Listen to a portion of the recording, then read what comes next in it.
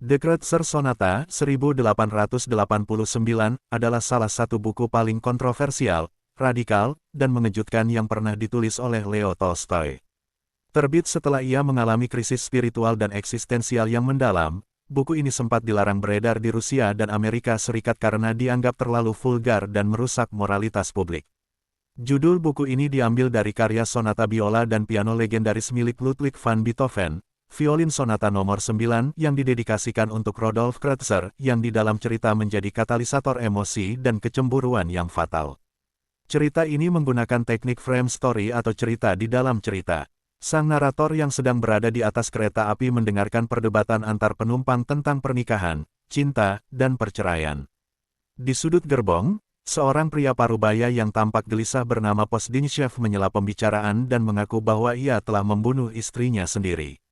Postnichev kemudian menceritakan kisah hidupnya yang kelam secara blak-blakan.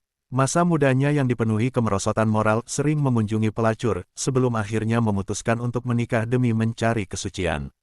Pernikahannya yang dengan cepat berubah menjadi neraka batin yang dipenuhi kebencian, pertengkaran hebat, dan kebosanan, meskipun di luar tampak ideal. Puncaknya terjadi ketika istrinya kembali menghidupkan minat musiknya dan mulai bermain duet dengan seorang pemain biola tampan bernama Truchaszewski. Saat keduanya memainkan Kreutzer Sonata milik Beethoven, Postnichev merasakan gelombang kecemburuan yang membakar, mengira alunan musik tersebut adalah bahasa erotis yang menyatukan jiwa mereka. Di puncak kegilaannya, Postnichev menikam istrinya hingga tewas. Buku ini adalah kritik total Tolstoy atas lembaga pernikahan. Tolstoy menggugat bahwa pernikahan di era modern hanyalah sebuah prostitusi yang dilegalkan. Pria mencari kepuasan fisik, sementara wanita memanfaatkan daya tarik seksual mereka untuk mendapatkan keamanan finansial dan status sosial.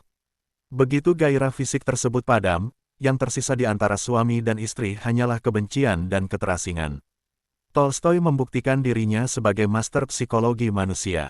Monolog Postnichev ditulis dengan begitu intens, neurotik, dan meyakinkan, membuat pembaca merasa terperangkap di dalam kepala seorang pembunuh yang sangat rasional namun gila.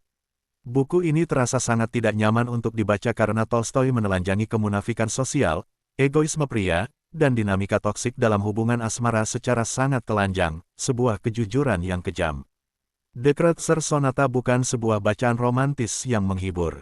Ini adalah sebuah pamflet filosofis berbentuk fiksi yang gelap, sinis, dan provokatif.